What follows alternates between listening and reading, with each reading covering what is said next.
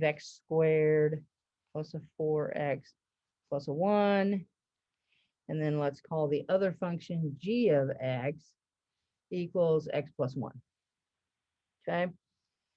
All right. So I'm going to want a rough sketch of what you're dealing with. Okay. And clearly we know what this is: an upside down parabola. The vertex is probably going to be up.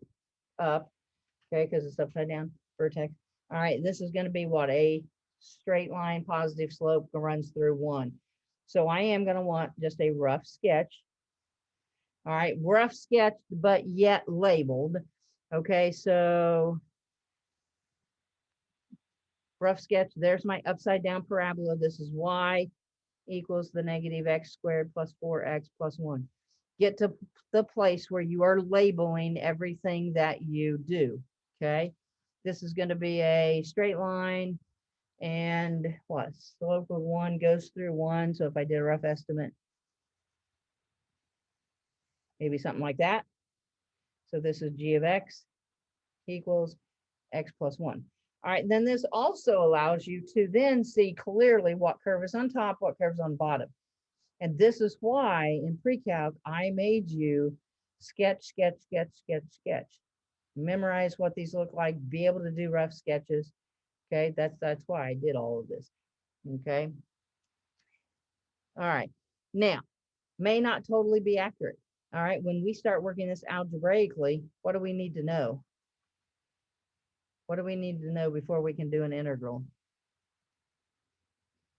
Ooh, a little bit a little bit louder.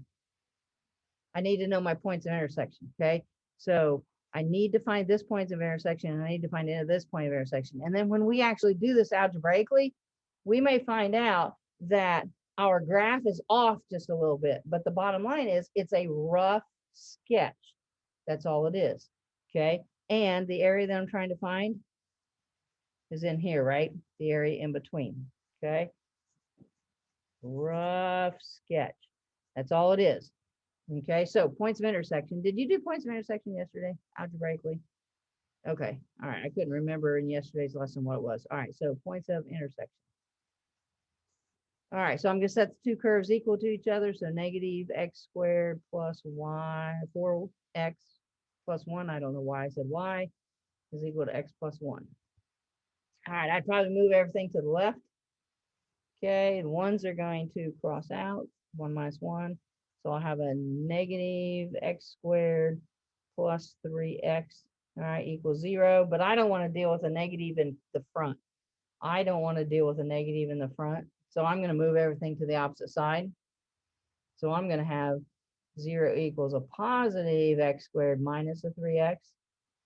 I mean, that's the easiest way to avoid just dealing with that negative. All right, and then factor out the x. X equals 0, x equals 3.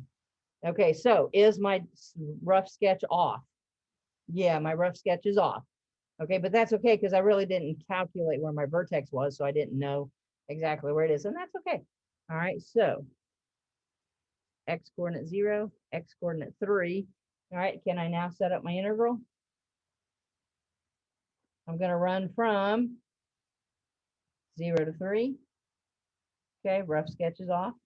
All right, top curve minus bottom curve.